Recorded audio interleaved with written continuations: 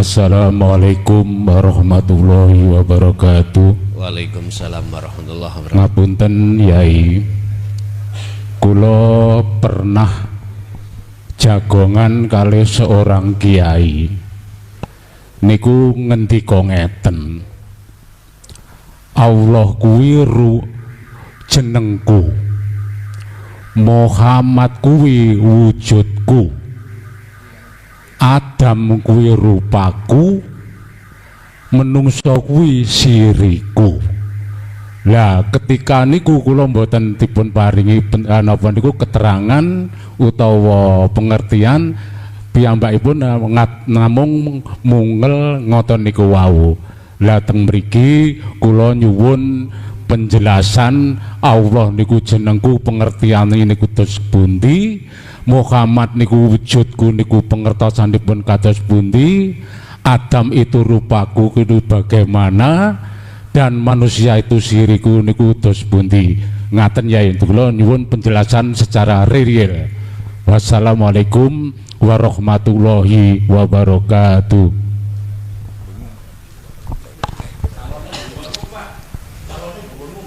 Iki kami membahas ismudat. Allah iku jenengku, ku yang laisa kami selisaiun ya maksudnya. Oke. Itu gambarannya di Al-Qur'anul Qadim huruf alif. Alif adalah ismudat, isim, jeneng. Berarti Allah iku jenengku. Innallaha rabbi wa rabbukum fa'buduh hadza siratum mustaqim. Innallaha sesungguhnya Allah iku rabbi wa rabbukum, Tuhanku ya Tuhanmu, kata Rasul, ya fa'buduh, sembahan, fa'buduh.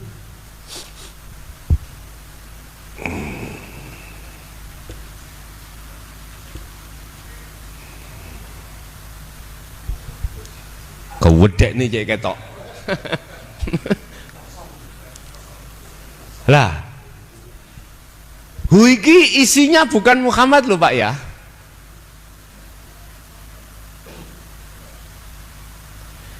Madepo sira hu ing sing bicara tadi. Allah iku jenengku. Ku mang lho ya. Laku iku bisa sampai temokno di dalam surah Toha ayat 14, surat lagi Al-Anbiya 25. Ku itu tadi ketemunya di situ nanti. Ku akan ketemu manakala kunya makhluk dalam diri jenengan sudah tiada. Bisanya tiada, encep sirul asrornya lewat su'amul basiroh ke ainul baru. Jadi masuknya diku itu diterangkan di dalam Al-Qur'anul Qadim, huruf pertama alif. Menisan bahno ketemune nanggone Al-Qur'anul Qadim, Mbak. Jadi isim, alif iku isim, nama. Tapi maksudnya bukan nama Allah, bukan, tapi ku yang ada di sini loh Pak ya. Tadi sudah saya katakan, Anda akan bisa sampai ke sini manakala Anda terus menancapkan fastaqomu tentang su'aul basyiroh ke ainul basyiroh. Hati jenengan sudah ada iman bahwasanya semua yang menggerakkan alam ini walillahil masyriq wal maghrib adalah Allah, maka tancapkan dalam hatimu ini. Yes, jangan henti-henti, terus encep. Yes, seperti paku tadi loh Pak, encep nih terus. Baru ketemu yang memiliki isim tadi. Dah, Jadi yang dimaksud bukan nama, yang dimaksud adalah jenengan disuruh sampai masuk di dalam nama itu yang memiliki nama. Bismillahirrahmanirrahim, dengan menyebut nama Allah. Siapa yang memiliki nama Allah? Dijawab subhanalladzi asra bi 'abdihi lailan. Dialah sang yang maha suci, rupane yaiku alladzi, zat hidup. Di manakah hidup? Dikejar terus. Wal awwal wal akhiru wal zahiru wal batin. Ya ning jeromu ya ning jabamu dulur, di awal dan di akhir. Lah, kalau sudah muncul iman seperti itu, fastaqamu au fastaqim, encepno, baru nanti Anda akan ketemu yang laisa kamisli sayun. Kalau sudah di situ, maka tidak ada awal, tidak ada akhir, tidak ada dohir, tidak ada batin. Kalau masih ada sebutan awal akhir, Allah bertempat, Pak Bulian. Kalau Allah bertempat, berarti Allah butuh tempat. Padahal Allah tidak bertempat, tidak butuh tempat. Gus tambah bingung aku, Gus. Ngombe kopi dhisik. Bingung. Ngombe kopi sik nek bingung.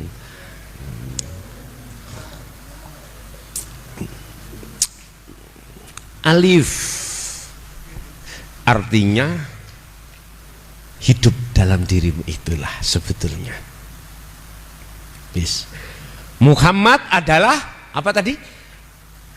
Wujudku. Ngoten nggih? Mengapa dikatakan Muhammad iku wujudku? Itu adalah sambungan dari hidup itu ke nurullah.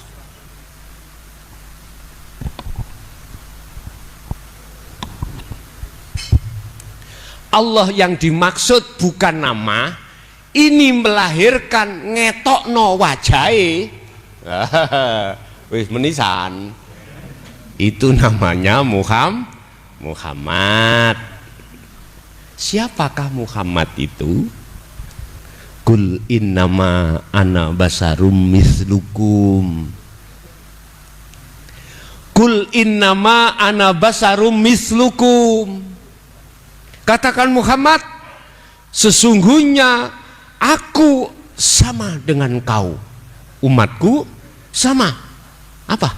Sama basarnya, sama manusianya. Oleh sebab itu kata Muhammad Rasulullah, jangan kau sembah aku, jangan kau puja aku, jangan kau puji aku, sembahlah inilah fa'buduh. Ini yang ku sembah. Kata Muhammad. Berarti Rasulullah itu tidak minta disembah, tidak minta dipuja dan dipuji, tetapi beliau memerintahkan terhadap kita sebagai umatnya untuk memuja, memuji, menyembah terhadap siapa yang disembah Muhammad. Saged diterami nggih? Oke. Lah Muhammad iku disebut basar. Basar itu masuk makhluk. Lah makhluk inilah yang disebut nurullah. Ya. Allah ngetokno piyambake, nampilno secara dohir piyambakipun, jengleh-jenglehno disebut nurullah. Lah nurullah iku wujute ya donya saisi. Makane apa jenengan disuruh bersaksi wa asyhadu anna Muhammadar Rasulullah. Biar persaksian sampean iku bener, tahu siapa yang disaksikan. Ini konteks kalau kita memakai syariat ya Muhammad ibnu Abdillah. Tapi kalau konteksnya di hakikat ruhaniyah, mohon maaf, tadi sudah saya katakan di dalam surah Al-Kahfi ayat terakhir, innama ana basarum mislukum. Muhammad ibnu Abdillah itu ngomong, dawuh, aku iki padha ngger, hei umatku padha mbek awakmu, padha basarnya, pada manusianya, jangan kau sembah aku, jangan kau puji aku.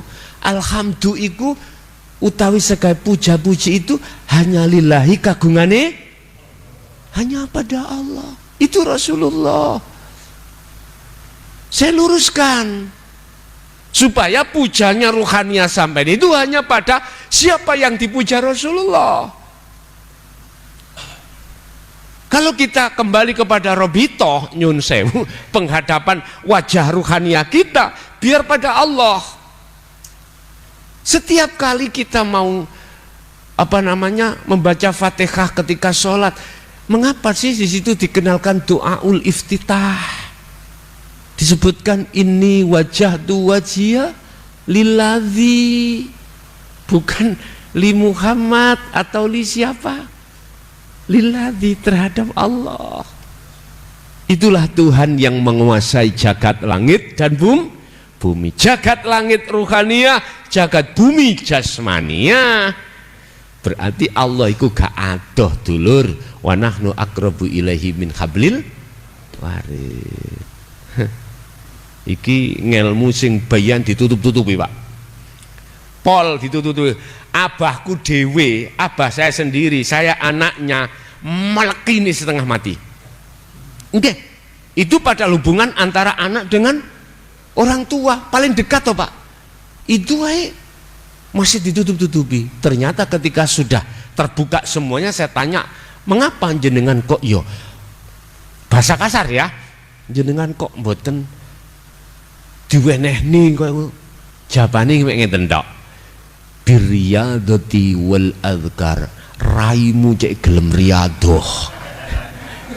Wal azkar tur yo ben gelem selalu dzikir. Ngoten pungkasane jawabane. Wis. Berarti Muhammad iku wujudku, artinya itu nurullah, Pak. Muhammad itu semua makhluk di dunia ini disebut Muhammad secara hakikat loh Pak ya. Dikatakan Muhammad karena ada kaitannya dengan nurullah. Nurullah itu cahayane Allah. Jadi cahayane Allah itu isine dunya kabeh. Makhluk niki disebut nurullah. Mula sangka kuwi jangan melihat nure sampean, jangan melihat nurullahnya. Kalau sampean melihat nurullahnya, tidak akan melihat bisa di dalamnya ini. Contoh matahari, apa cahayanya matahari? Srengenge itu, sampean delok srengenge ini, sampean lihat cahayanya. Mata sampean gak akan pernah bisa tahu wujudnya matahari. Karena tersilaukan dengan cahaya matahari Anda. Sama pada Allah juga begitu.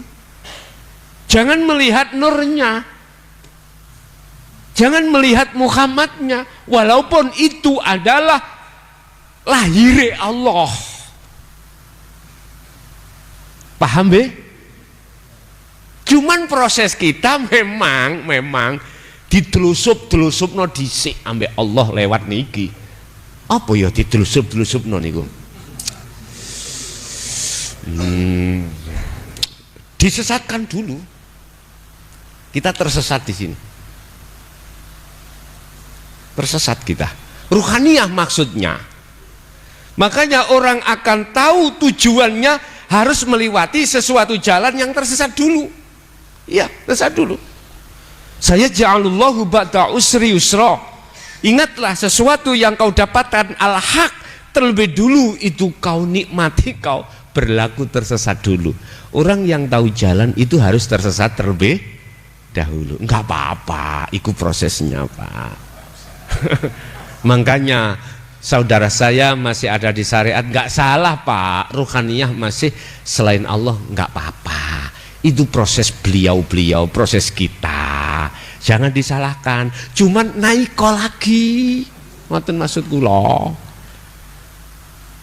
Terus sampai hakikat, sampailah ke makrifat, baru ketemu di situ. Wis, itu maksud Muhammad wujudku itu ada kaitannya dengan nurullah. Apa nurullah? Cahayanya Allah, yaitu dunia dan seisinya. Ini secara hakikatnya. Yang ketiga, apa tadi? Manusia. Adam adalah rupaku. Nah, ini ada kaitannya dengan Nur Muhammad, Pak, ya. Ada kaitannya dengan Nur Muhammad. Ini ada kaitannya ayat fa'aina ma tuwallu fathamma wajhullah. Sebab ini adanya semua kita manusia ini secara akal syariat karena adanya Nabi Adam lah gitu toh. Sehingga itu sebagai wajah itu depan, Pak, sebagai sumber kunci. Makanya Adam itu wajahku, artinya apakah yang dimaksud Adam itu Nabi Adam? Ya tinggal kita melihat dari kacamata mana. Kalau kacamata syariat itu sebagai sumber adanya kita, prosesnya itu karena adanya Adam. Lah gitu toh.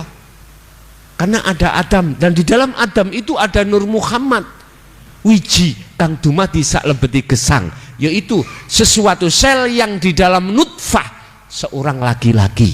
Wis kedawan tutu Adam kepada kita orang tua.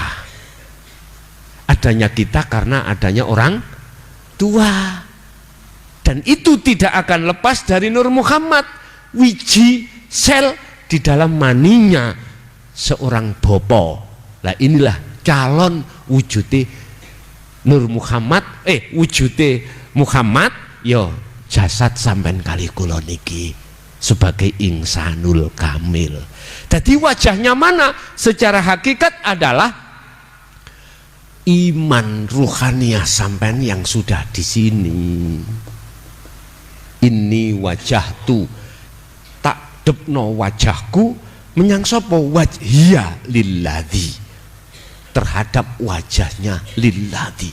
Fa aina ma tuwallu, dimanapun kau berada, fathama arahkan wajhullah, ing wajahi Gusti Allah. Artinya semua apapun aktivitas yang kita hadapi, Allah di situ, ada wajah Allah. Arahkan wajahmu ke wajah Allah. Lah, wajah yang dimaksud wajah ini adalah depan. Depan yang dimaksud adalah ruhaniyah lewat iman sampai ning ati iku yang sudah ada su'aul basirah. Paham ya? Wis. Terus manusia adalah rahasiaku. Lah, kok iso manusia itu rahasiaku? Iya, Pak, jenengan akan bisa ke Allah itu akan mengupas di dalam diri Anda masing-masing. Karena di dalam diri kita manusia itu ada rahasia Allah. Apa? Keakuan Allah. Itu yang dimaksud rahasia. Lah, itu akan bisa sampai kita sampai di situ manakala jenengan sudah membedah keakuan diri jenengan. Makanya di dalam tauhid ada istilah tahalli, terus tajalli, atau nafi, terus isbat. Nah niki tahalli ke tajalli, berarti ada proses pembersihan sifat basariyah. Sebab dengan sifat basariyah itu loh akan menekan ruhaniyah kita untuk ngaku-ngaku ego. Nah ini kudu dihilangkan. Dengan cara apa kita menyingkirkan sifat basariyah atau keakuan kita sebagai makhluk yang melakukan? Otomatis kembali kepada sistem fastaqomu. Kalau paku tadi sistem ditutup terus sampai tinggal ndase tok niku. Mantep pun niku baru terkuatlah bahwasanya manusia itu rahasiaku. Nah di sini Pak,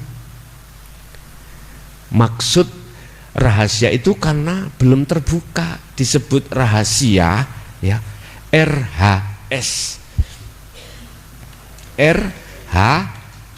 rahasia, sebab tidak tahu, nggak tahu. Dulu kalau ingat Pak, kalau nanti dari PTT, tahu PTT? wong sing penyambung arek pacaran lho ngeteraken surat ngoten lho. Napa mriki jenenge? Majomblang. Majomblang. Son terno surat iki ya nang Umi Kalsum.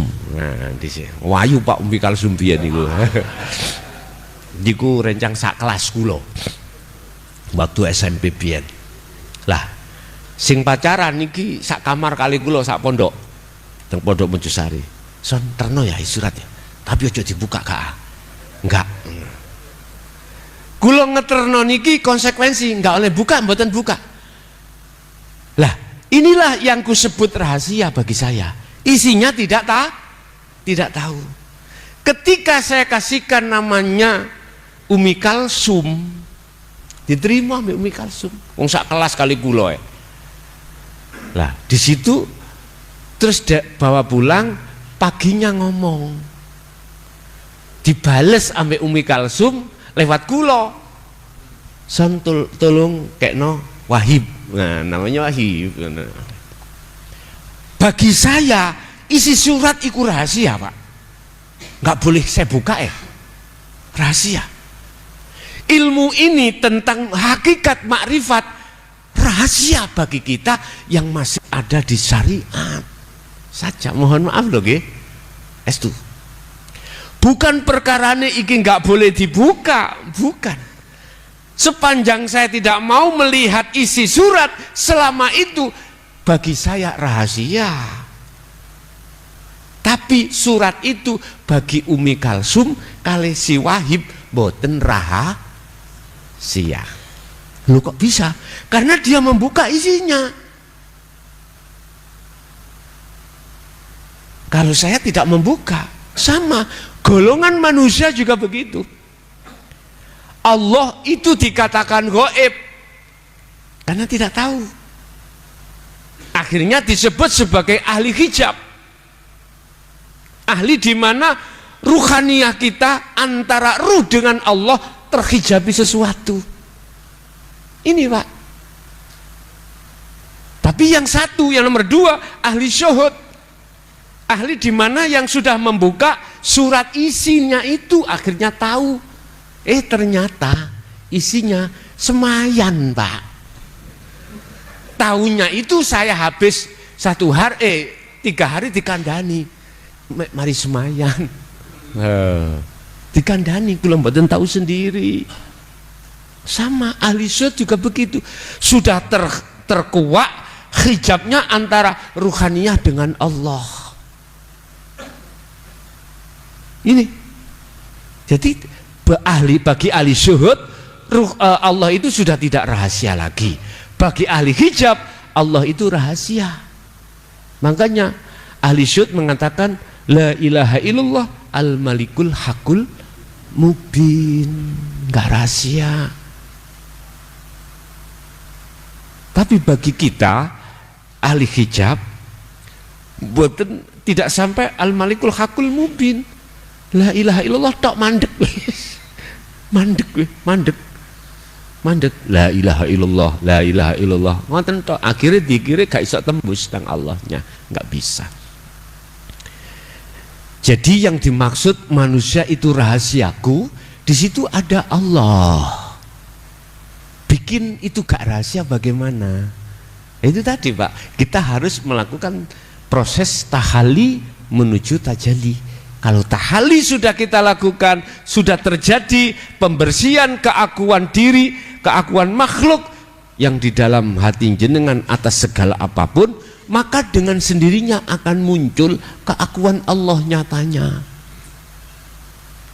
Sebab ketika jenengan melakukan tahali, ini nanti cahaya makrifat Allah datangkan.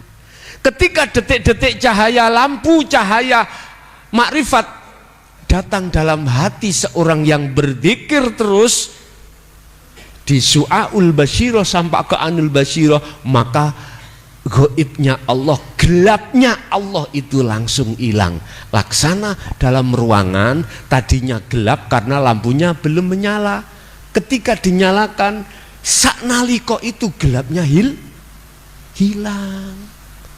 Itu yang ku maksud. Ketika masih gelap yo rahasia terus, karena belum dibuka, karena cahayanya belum datang. Kalau sudah dipetek lampunya, jreng, sak naliko gelapnya mana Pak? Nggak ada. Jelas nggih? Itu proses gambaran orang menuju pada Allah itu seperti itu. Oke, ada lagi. Untuk berikutnya kita berikan kesempatan kepada Ibu untuk bertanya, karena di kalangan bapak-bapak sudah 2 penanya. Ini saya berikan kepada ibu-ibu. Monggo Bu.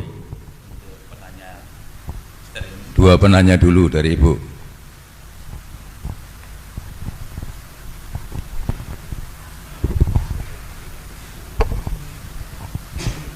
Assalamualaikum warahmatullahi wabarakatuh.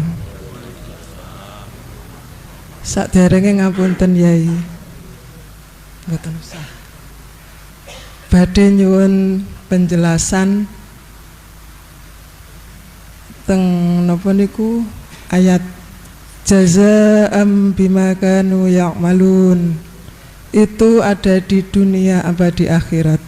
Sampun matur nuwun. Jazaa'am bimakanu ya'malun. Apakah itu balasan Allah atas amaliyah itu di dunia apa di akhirat? Saya jawab, yo di dunia, yo di akhirat.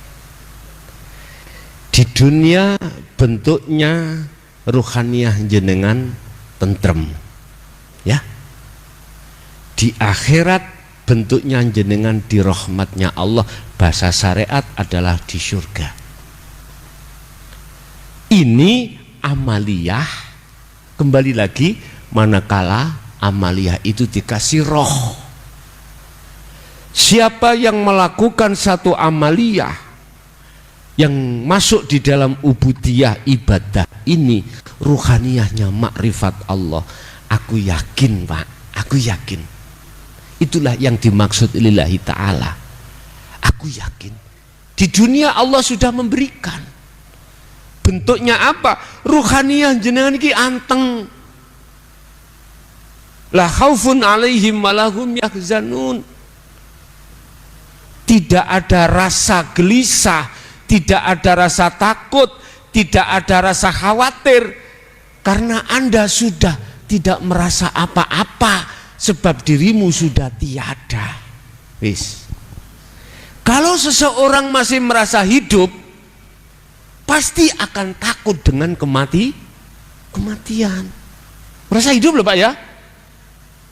Akunya diri makhluk itu masih merasa hidup sebab dihidupi, itu pasti akan takut kematian. Siapapun panjenengan tidak akan takut, pernah takut dengan apapun, manakala jenengan sudah kembali kepada Allah, kembali kepada asal. Anda akan bisa kembali pada Allah manakala Anda itu sudah kembali pada asal. Asal kita apa? Ada apa tidak ada? Tidak ada. Adanya kita secara syariat karena diadakan oleh Allah. Yuhyi wa yumit. Lah gitu toh. Nyun sewu Pak. Kalau kita ingin tahu Allah, ya kembali ke asalmu. Fatalaqo Adamu min rabbi kalimatin fataba alaih. Adam, kamu kepingin kembali kepada negeri asalmu, terimalah kalimat ini untuk membawa dirimu ke asal.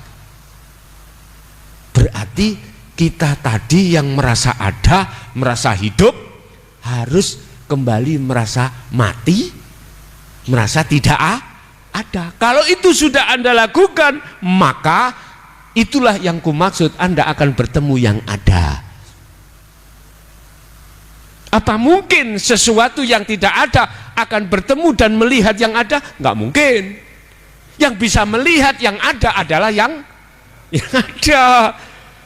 Itulah maksudnya makrifat Allah itu seperti itu, bukan si makhluk ruhaninya iso ndelok wujude jengleh Allah. Enggak dulur. Fananya dirimu itulah amal arif. Ayo dilihat, datang hikam. Amal arifu la yarawna li anfusihim syai'an.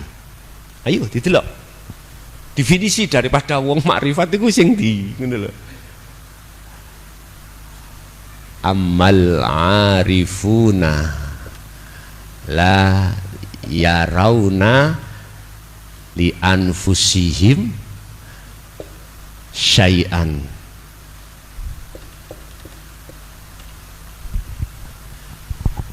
La yarawna, dia tidak melihat. Loh, jelas toh?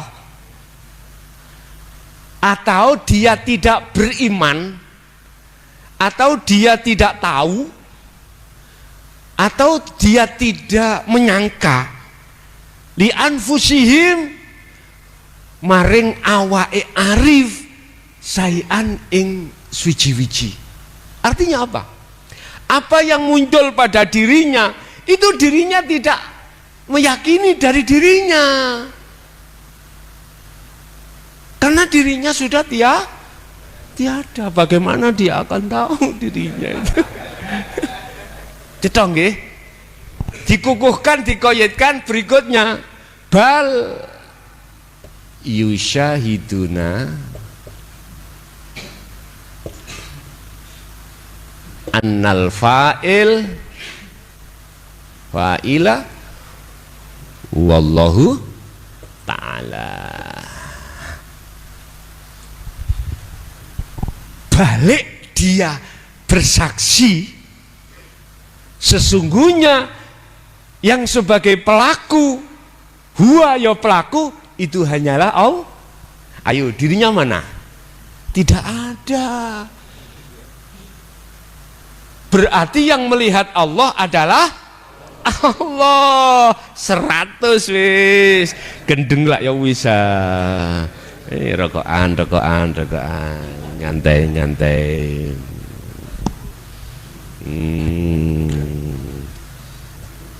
Lo ngaji ngeten iki nek sepaneng buat mlebu, Pak.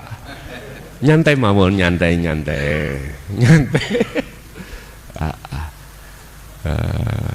Gus, sampai niku nekat ngaji koyo ngono didalno, dikeluarkan di umum. Kuwi nek nyawang makhluke, nuduh makhluke, keliru jenengan. Padahal semuanya itu adalah Allah. Gak nyaut-nyaut ngilmune berarti.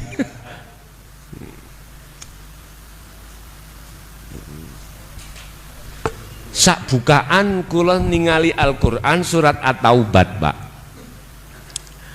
Ayat 69. Hubitat ulaika habitat a'maluhum fid dunya wal akhirah wa ulaika humul khasirun. At-Taubah 69. Coba dilihat. Kalau buka sak bukaan mang kok diduduna iki kok ya pas lah ngono.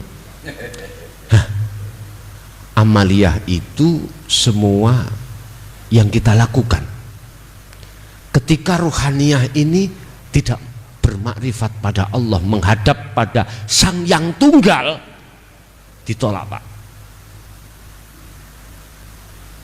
Ulaika habitat, ditolak. Ai batolat. Habitat ai bimakna batolat. Ditolak, batal. Karena apa batal? Coro sholat jenengan ngentut, batal. Atau bajunya mengandung najis, batal.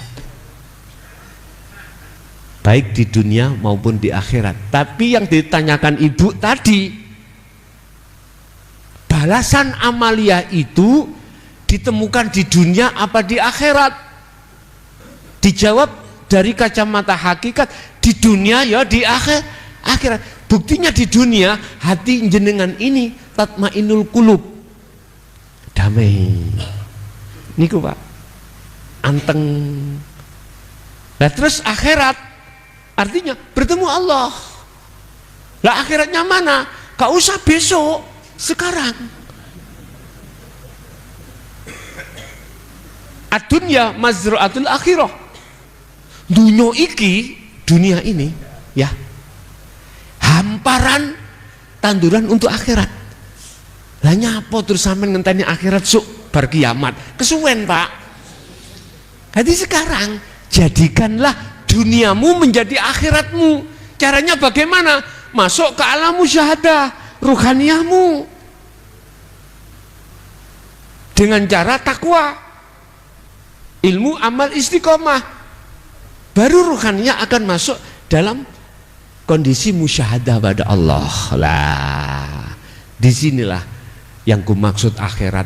Apalagi akhirat besok yang dikatakan ketika saat kita diterangkan di dalam syariat, kalau sudah proses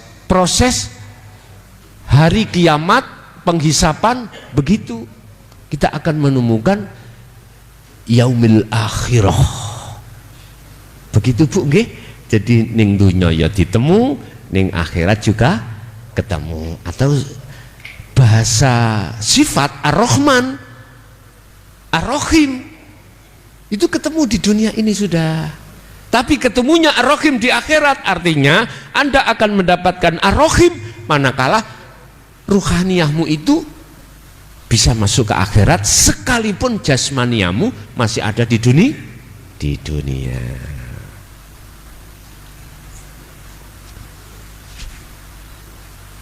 Dunia ini menjadi fata morgana bagi siapa? Bagi ahli syuhud. Akhirnya dia tidak mau masuk di dunia, dia masuknya ruhaniyah di akhirat. Tapi bagi ahli hijab kita, dunia tidak menjadi fata morgana. Nyata Pak, nyata, nikmat. Karena kita wazayyana linnasi hubbus syahawah, kita telah terobsesi dengan tipu daya hawa nafsu dunia.